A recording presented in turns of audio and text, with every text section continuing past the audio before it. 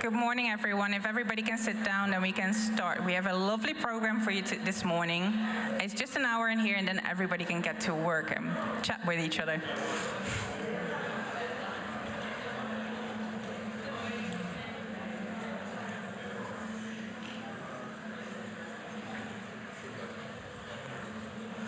So, good morning. My name is Jeanette, and I'm part of the executive committee. And I'm here for the program Just World. Just World. Two relatively short and easy words. But when put together, they're not as easy anymore. Our world, local, international, national, is filled with injustices. And this morning, you have the privilege to engage in this topic and reflect on what it means for you, for your YMCA, for your local groups, and how we as a YMCA can play a part in this topic. To bring it a bit closer to home, less theoretical, we are here to talk to you about Just World and invite you into the conversation. There are 3 workshops this morning, where we start with a plenary session here this morning. More information about the workshops will be given to you at the end of this plenary.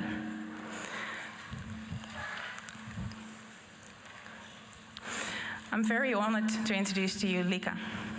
Lika's not just one of our fellow YMCA people. Lika has been part of the YMCA since 2015, but she has a whole lot of experience and knowledge.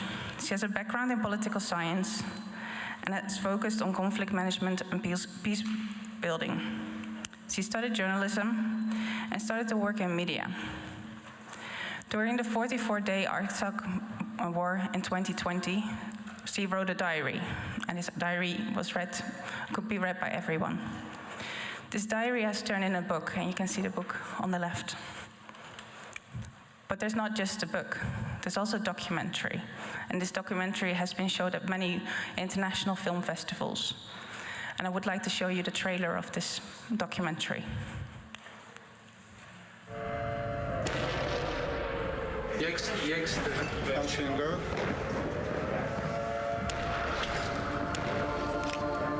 Day 1. Today in Stepanakert, we woke up to the sound of an explosion. That is why I'm writing to you from a bunker. The world needs to know what is happening here. Armenia and Azerbaijan are on the brink of war over the disputed region of Nagorno-Karabakh. Karabakh is not Armenia. Karabakh is Azerbaijan.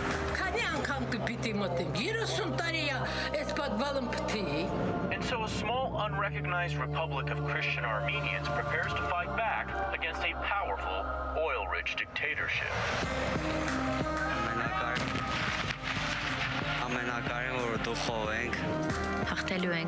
We will win.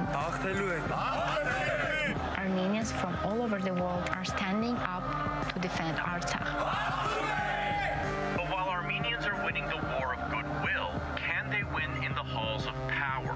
In this war between 2 post-Soviet states, there are other interested parties. Today, the Cathedral of Shushi was bombed. Azerbaijan is bombing the church, our churches, our civilians.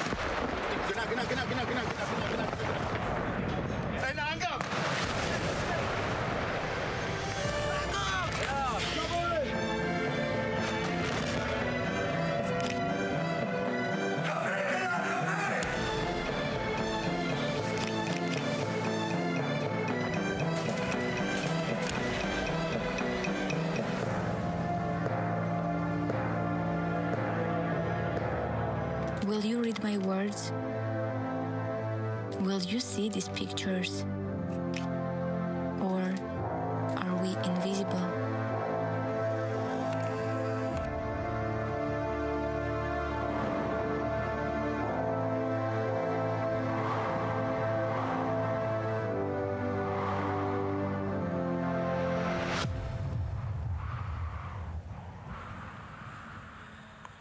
So Lika is here, and she's here to talk to you and to a panel. Welcome to the stage. Thank you so much. Hello, everybody. I hope you like that trailer. So, I work for YMCA Roots for Peace project, and it's not an accident. When I finished my master's degree in political science, I didn't really know what I'm going to do. I understood that political science is not a very practical profession, and I didn't know where to use all the knowledge I gained. And then I took part in the Peacework Institute of Roots for Peace project, and then I understood that all the knowledge could be transferred to a needed area, peace work and conflict studies. And I was born in a conflict, I was raised in a conflict, and till this exact moment, I live in a conflict. We are here to speak about just world, right? And I can't speak about just world because it's not working for me that way. That's why I want to share with you some thoughts, some experience, how it is to live in a world, in a just world, in a conflict context. Human beings are not that easy, right? They are quite difficult. There is a saying that in a war, good people become better and bad people become worse. Why it's like this? Not everyone, of course, but in general, human beings have this wild thing in them from the past, very, very past. And all these laws and rules, not to kill, not to do this and that, sometimes could be artificial. Not everybody, of course, but there are a lot of people who do not kill, who do not rape, not because they don't want that, but because they have a fear that they will go to prison, they have to answer for their actions. And in a war, all those artificial rules, they disappear, they just don't exist. Raping is not a good thing in any society, right? But when there is a war and your enemy is dehumanized, raping your enemy isn't a big deal. It's even a good job. And there are so many issues that people in the conflict regions face. Everywhere, like everywhere, we were talking to Ed today that in Europe, in the most developed parts of the Europe, people have issues as well. Of course they do. Of course the world is not just. But if some people have a problem of communities where the democracy doesn't work for 100%, but for 90% or 80%. I come from a society where at the very moment people have an issue of food. The trailer that you have watched, it's about an area. I don't want to politicize it, that's why I don't say the name of, but it's an area. Just imagine an area with 120,000 people living in. At the moment, those people are in total blockade for already 7 months.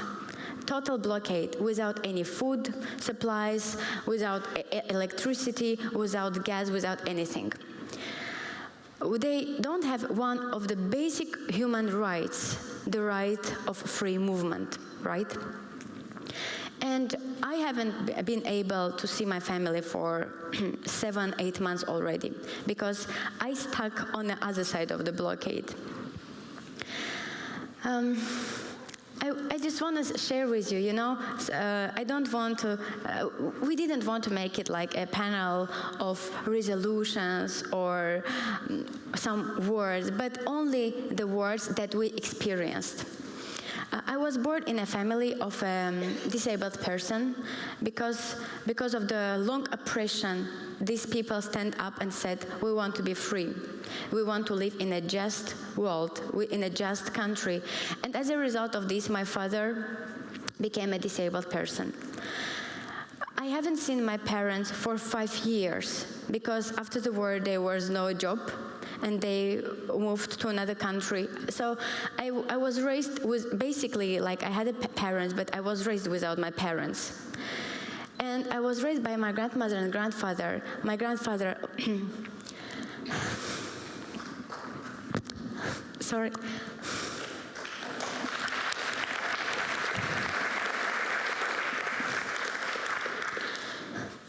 Who died during the blockade, and I was in USA incapacity project, and I couldn't go to his funeral.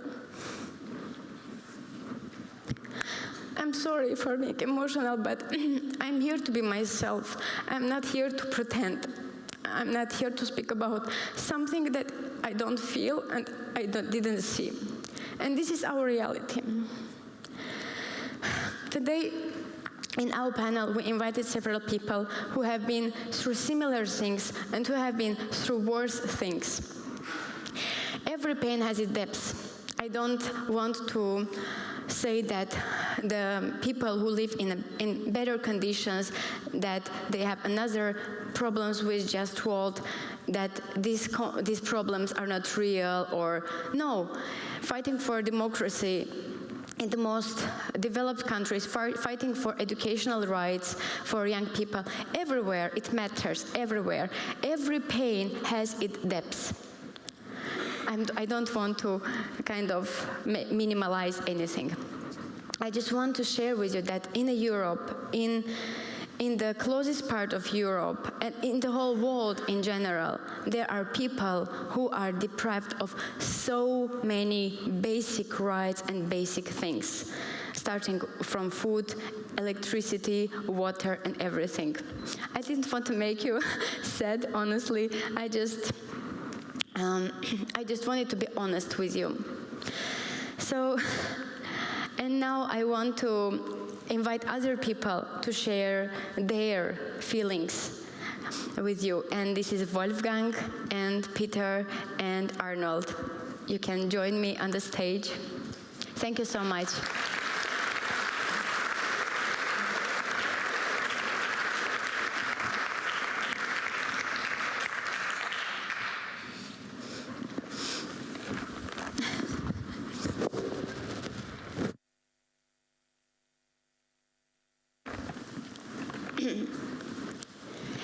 Hello.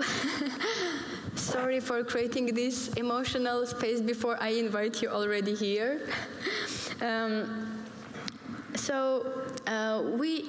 As I said already, we didn't want to make it about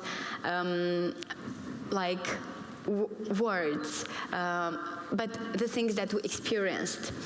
And I want to ask one question, and I want each of you to answer that.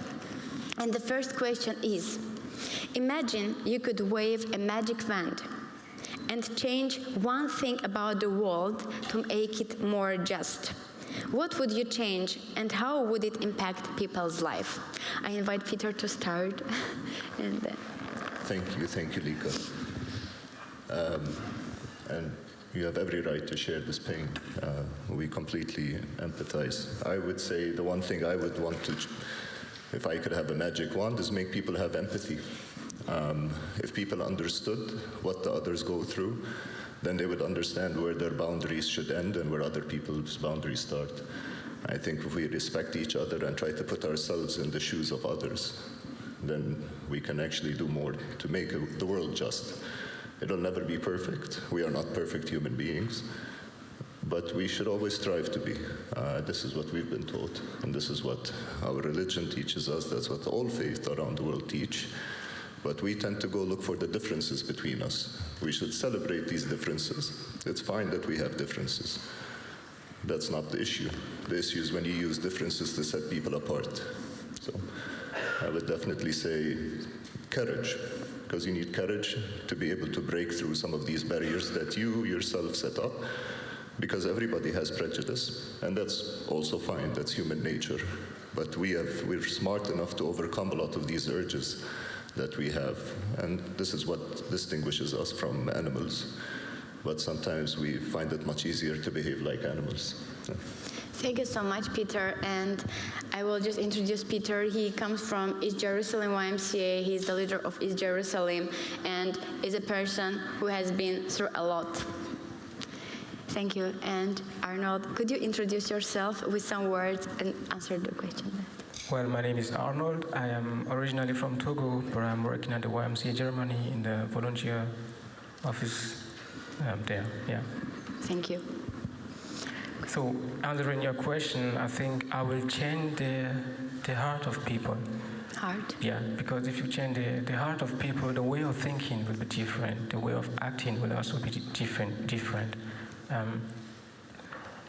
We understood in the YMCA that any local action has a global impact, and any global action has a local impact. So, by changing the heart of people, we will all be aware of our responsibility for this world.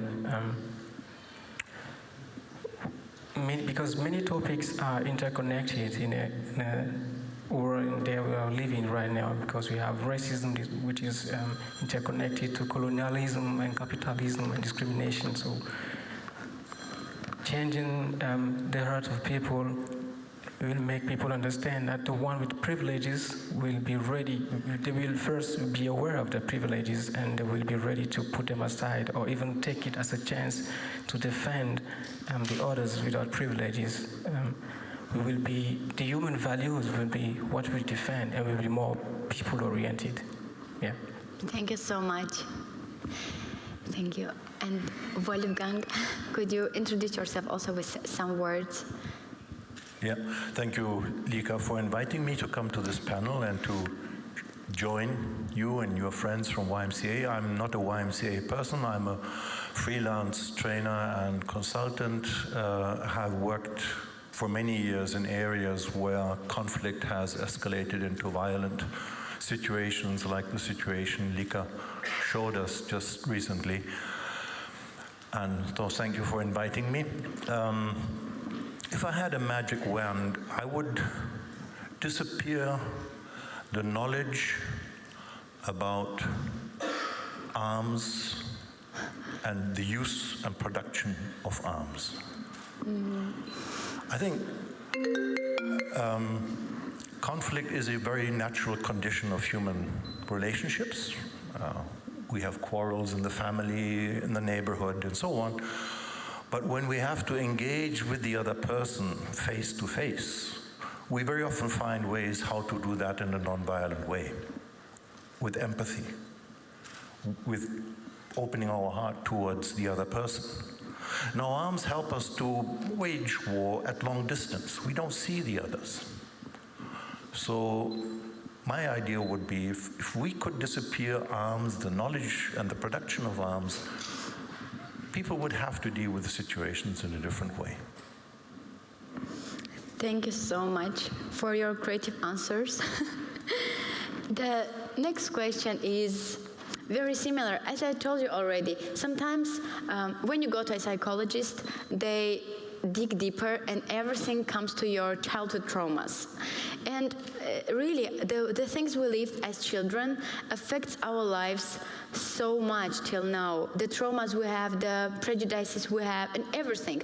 Just think for yourself, right? How things affected you so much from your childhood. And my next question is connected to that. Imagine you were a child growing up in a just world, in a world where justice was fully realized. How would your childhood experiences differ from the ones you had? Thank you, Lika. I'm sorry I didn't introduce myself, so this would be an appropriate time to do so, because I've read this question over and over and trying to think of what's the best way to answer it. I can tell you it's very difficult for me to imagine. I'm 42 years old. I'm born and raised under a military occupation. And till today, I'm still subjugated as a subject. I'm a resident in the place where I live. I don't have any national rights. I have very limited civil rights as well. And that's actually even a step higher than most of most of the Palestinian people. I got to feel it a little bit when I studied in America. I guess, in a different way, what it means to have a system that works for you. It's very difficult personally for me to imagine. I would say that I would answer this question by telling you, even though we grew up in a very, very adverse situation, we never understood it. We never understood why this hate keeps coming our way. And we just wanted to be kids. We just wanted to play. As a child, I don't think you can imagine that the world can be so cruel. When you grow up, you start to understand this a lot more. So I would say I tried to live my childhood to the fullest. We made games out of simple things. For a lot of you, you would find the way I grew up to be very difficult or adverse, but for me, that was the only reality I knew. And so I would wish, though, the one thing that would go away is that I wouldn't have a barrier to speak to someone, and nobody would have a barrier to speak to me or to treat me differently. Please. Thank you so much, Peter. Well, I think hearing you, I thought about my school experiences, and where I will say, I wish I had no discrimination experiences at school, because our first experiences start at school, in the society, or interacting with other people. I remember being mocked at, for example, because of my short stature at that time. And so I think I will be told my story, which has more importance also for me and for the world. I remember when I was a kid, I didn't want to go to the village because we were taught that living in the village means being poor, for example. So you already have a barrier from the youngest age. So the one in the village want to live in the city, and the one in the city want to live in the capital, and the one in the capital want to live abroad. And so it's kind of a cycle, continuing. So I would wish no discrimination, so that I have a sense to the one who are disabled, for example, and a sense of equity in the society. Thank you. In my case, looking back after you asked the question, I think it was less a traumatic experience in my childhood that had an influence on what I did later in my life. I had the privilege of being born and growing up in Africa, in a small, remote town. And there were families from 14 different nations living there. Different African countries, Asian countries, Latin Americans, and a few Europeans. And of course we had our difficulties, we had our struggles, we young boys fighting each other about everything. But I learned to really appreciate the difference, seeing that people do the same things, but they do it differently, and appreciating the difference and learning from that. And that's why I also decided later on in my life, probably, but didn't consciously think about it, to go into development cooperation. I worked for NGOs in development in the Horn of Africa, supporting and working with local initiatives. And there I saw the same spirit. People who were from many different places, working together, finding solutions how to build a little bit more of a just world within the context of violent confrontation. And I think this is a very encouraging experience. We are very often overwhelmed with the negative news of war and violence and so on.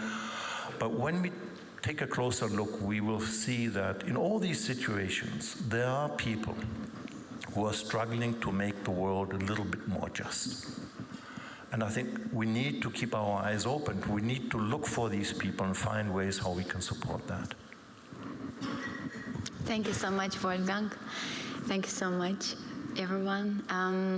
Our last question is about our organization a little bit. Well, what organizations like us are doing and could do more? Because I think today we came one more time to a conclusion that we need just world, we need just values. What do you think, are we doing right just to note it and to say what else can we do? I think the Y does good things unintentionally. I think that the Y builds a lot of through these. So this the idea of sports, but what sports does is it builds your ability to do teamwork, and you don't realize what the Y actually does to your character until you get older, and then you really appreciate that not only did you have fun, but you're different because you went through the Y. And I think the Y does that in terms of social justice, in terms of how diverse this room is and how much we can all get along and put our differences aside. When the Y intends to do things, it runs into problems. When we try to articulate what we want to do is when we let external forces come in. All of us have considerations of funding, and this is where I always challenged when we spoke about, as an NGS, when we spoke about social justice becoming a pillar. Is it going to be social justice except for Palestine, for example? Because our situation is very black and white in terms of the injustice of it. However, nobody seems to want to touch this hot potato because there's a lot of controversy, and you are going to experience backlash if you want to stand up and do what's right. So what are you willing to give up? A lot of you are comfortable, far removed from this situation, far removed from what you experienced as well. So there's empathy, there's understanding. And the question is, what do you expect? Do you expect people to do more? I've taught myself not to expect, because with the expectations you get disappointment. I'm happy to be able to share this platform, and I'm happy always to share with you my experience, my life story. I've never tried to push through any propaganda or agenda or anything. But anybody who asks is going to hear the full dose. I cannot give you a very edited, uncensored version. This is what I grew up, this is what I experienced, and I have every right to share that experience. So the diversity of the Y, the different countries where they exist, the different politics of all these countries, these external forces tend to hamper what the Y's efforts into how effective of a social justice movement it can be, I think. But I think we have, with Carlos and his leadership, at least for me, I've been a part of the Y since I was a kid, and we've always known, just don't embarrass the movement by trying to highlight the Palestinian issue. But I really appreciate Carlos standing up and giving us this platform, Roots giving us Y Europe with Juan and with all these friends that we have who are standing by us and telling us that we understand what you go through. We might not do much, but at least we say a prayer for you. And that's a good start, and that goes a long way as well. So. Thank you, Peter. I think Peter said it all. I don't need to put any more words, but I think also that we are doing something great with the Vision 2030, because we are talking about one vision, one mission, 4 pillars, and 12 strategic goals. And I think my opinion would be to come together and share our experiences with the world, because we are still in our comfort zone when we are together. So by going to the people of climate change, for example, we can share our experiences with them so that they do what they can do the best way they can to achieve more people. So we will impact others with our work, and they will impact others as well with their work. Thank you, Arnold. I think Y is doing a very good job already by bringing together young people from different backgrounds within society, but also across national boundaries.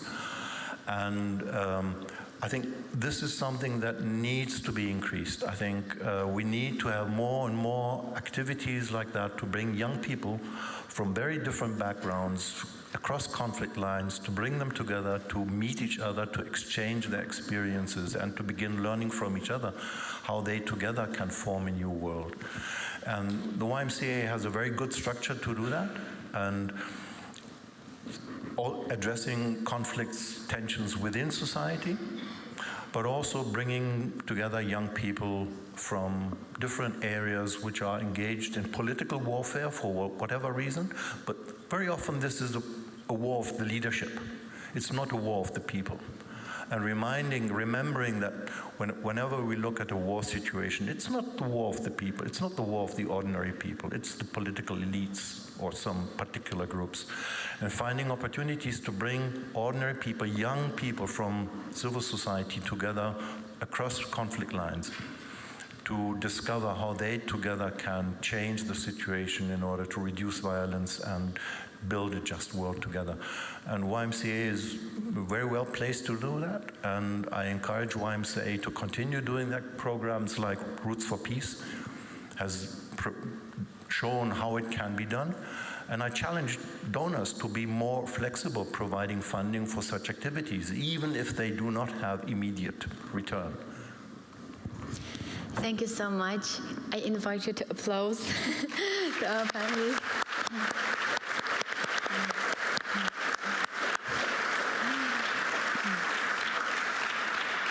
I appreciate very much your time. I know some of you could be in another session or somewhere else, but chose to be here. I'm really thankful. With our speeches and with our words, we didn't want to make you disappointed in the world and say, oh, how unjust is this and what can we do? No, I don't want you to think this way. With everything that I told you about my story, at the same time, I consider myself a very happy person. I don't consider myself a broken person or a sad person. I consider myself a very happy person and a person who works and wants to work toward just values. We just share this with you to one more time to note how things can be and how things are, to get more motivation and know that even if we are in a better situation, we can fight for ourselves too, but there are always people who need support. And as Peter said, empathy could be the key for giving each other hope to work towards just values. Thank you so much. Thank you.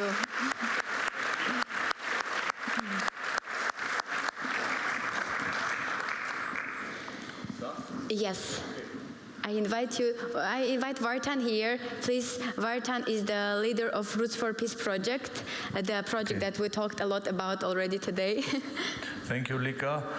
I just have a very nice delegation from the president of YMCA Europe, Emma, and from my Secretary General, Juan, to thank you for the panel and to just add a couple of words. I read Lika's diary when it was in making. I was reading it every day during the war. And I want to say one thing about this diary. There is not a single word of hatred in that. And that was what really, I believe one day this diary will get a big prize, Lika. Thank you.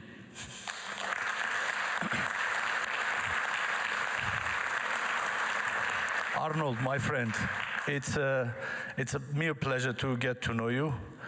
I think we will have other opportunities to meet, so it's really great to know you. I mean, you are the only person in the panel I don't know very closely, but really thank you for your great sharing.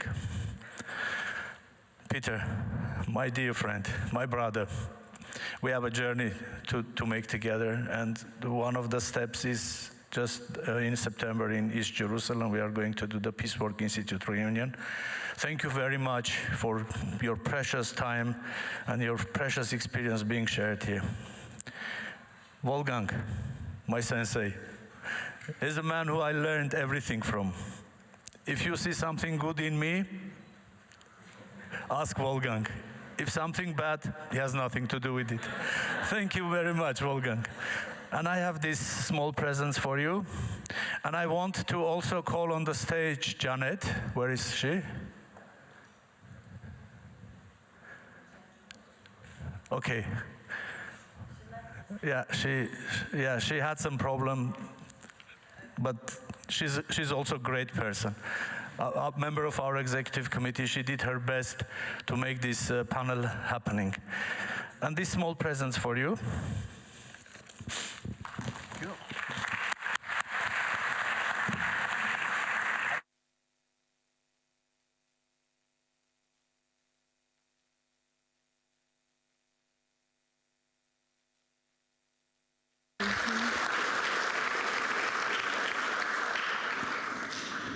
Thank you all so much.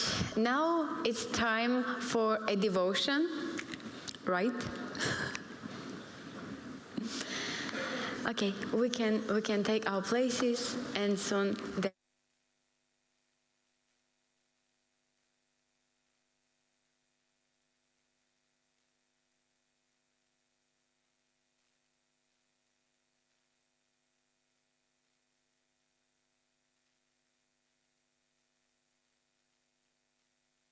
I'll just talk very loudly. There we go. How are we all doing? Are we feeling inspired this morning? Let's give one last round of applause for our panelists. So I'm up here alone because my co-host Pia twisted her ankle. I'm hoping she's going to be on the mend and will join me later. I'm going to be reading out her parts that I haven't rehearsed, so bear with me, please. So we're heading towards a break. Coffee's been served downstairs from 10:30 until 11.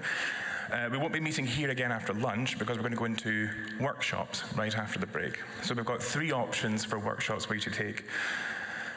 Number 1, YMCA work with and for refugees and migrants. And as a workshop, we hope to raise awareness, share new project ideas, and find ways for an increased cooperation among all of the national movements, and having YMCA Europe there for support. This program takes place in the event hall. We got that? Perfect. Number 2, youth, peace and security, 50 years back and forward. We want to introduce the youth, peace and security agenda and its basics. But really, what we should all realize is that the YMCA already does peace work and security at its core. Let's go into the conversation and inspire each other how to strengthen and develop peace work in our movements. This session will take place in the main hall. Here we go, right. Root context analysis, a reflection of what you as an individual can do to achieve a just world. This session takes place downstairs in the group session room. You might wonder, where is this magical group session room? Well, you take the stairs down, you walk straight ahead into the hall, and then take a right. If you have any trouble finding the workshop, go and find Janet next to the coffee stand. She'll be happy to help and help you find your way. But before we go, we're going to listen to a song from an Iranian artist, followed by a prayer for peace. Thank you very much.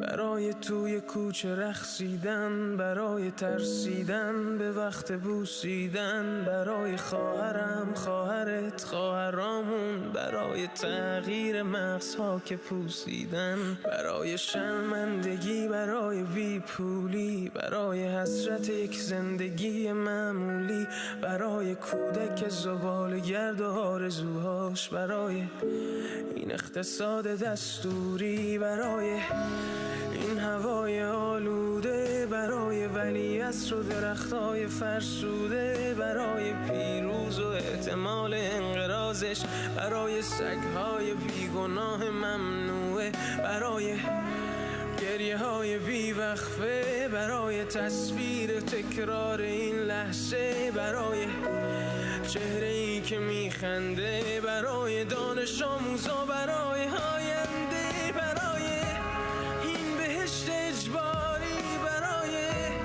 نخبه های زندانی، برای کودکان افغانی، برای این همه، برای غیر تکراری، برای این همه شعارهای تو خالی، برای آوار خونه های پوشالی، برای احساس آرامش، برای خورشید پس از شبای طولانی، برای قرصای حساب و بیخوابی، برای مرد میهن آبادی، برای دختری که آرزو داشت پسر بود، برای زن زندگی آزادی،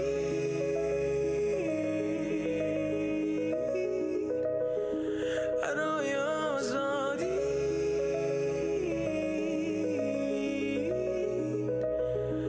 برای آزادی،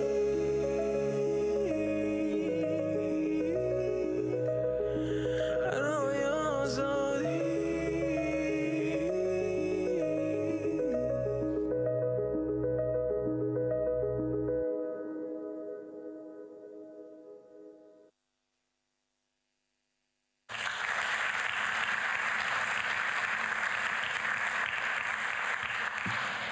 I invite you to join me in prayer for peace. I will read the lighter text, and you are invited to join me with the dark text or just to listen. Let us pray. God of heaven, our great Redeemer, Jesus Christ, our Prince of Peace, Holy Spirit, our comfort and joy, hear our prayer today. In a world that is blessed with great beauty, a world that is blessed with great wonder, a world blessed with great love, Lord, may your peace reign. God of creation, may your peace reign. In a world that is blighted by conflict, a world that is blighted by violence, a world that is blighted by war, Lord, may your peace reign. God of healing, may your peace reign. In shelters where families are hiding from bombs, in hospitals where nurses and doctors strive to save lives, in the hearts of politicians whose decisions can mean life or death, Lord, may your peace reign. God of hope, may your peace reign. In the lives of people who have been traumatized by war, people who have been traumatized by abuse, people who have been traumatized by sexual violence and domestic violence, Lord, may your peace reign. God of comfort, may your peace reign. We thank you, Christ, for the YMCAs. We thank you that we get to be your hands and feet. We thank you that we get to be in a relationship with you, that you invite us to join in with your story of redemption. We pray that YMCAs everywhere will rise up into this role. God of love, may your peace reign. We thank you that you are our Redeemer. We thank you that you are Prince of Peace. We thank you that you are our comfort and joy. Hear our prayer, Lord. Hear our cries for peace. God of all, may your peace reign. May your kingdom come. May your will be done. May the darkness of conflict, violence, and suffering they caused be overwhelmed by light of love. Amen.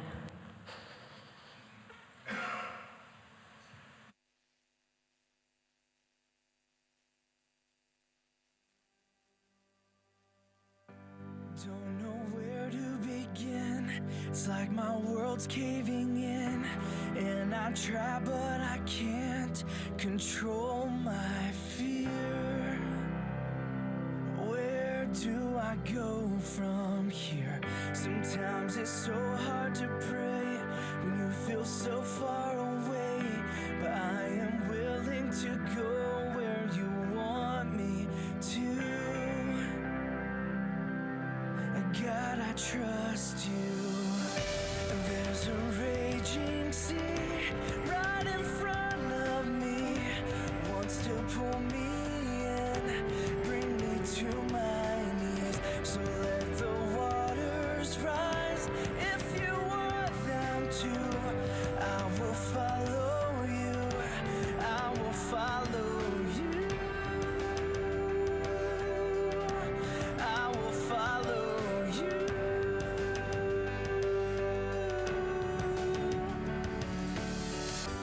I will swim in the deep, 'cause you'll be next to me. You're in the eye of the storm and the calm of the sea. You're never out of reach. God, you know where I've been, and you were there with me then. You were faithful before, you'll be faithful again. I'm holding your hand.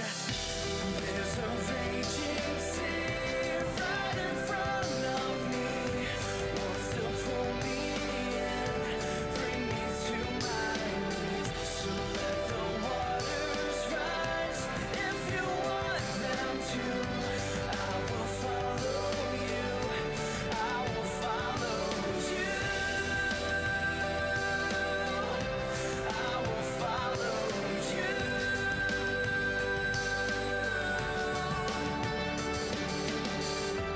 God, your love is enough, you will pull me through. I'm holding on to you. God, your love is enough, I will follow you, I will follow you.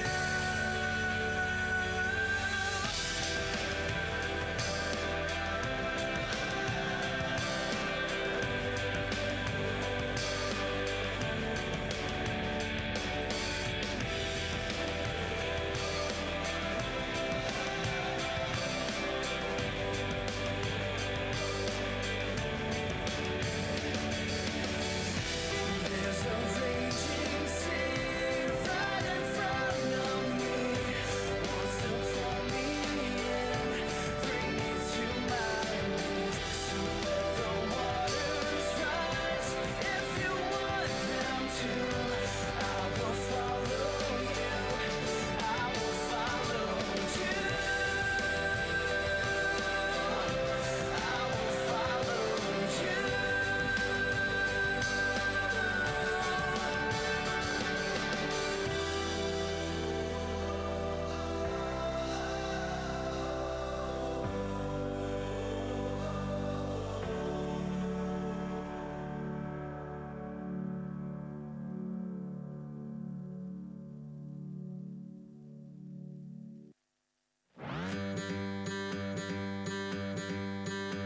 It's a mama singing songs about the Lord. It's a daddy spending family time the world says he cannot afford. These simple moments change the world. It's a pastor at a tiny little church, 40 years of loving on the broken and the hurt. These simple moments change the world. Dream small, don't buy the lie, you've gotta do it all. Just let Jesus use you where you are, one day at a time.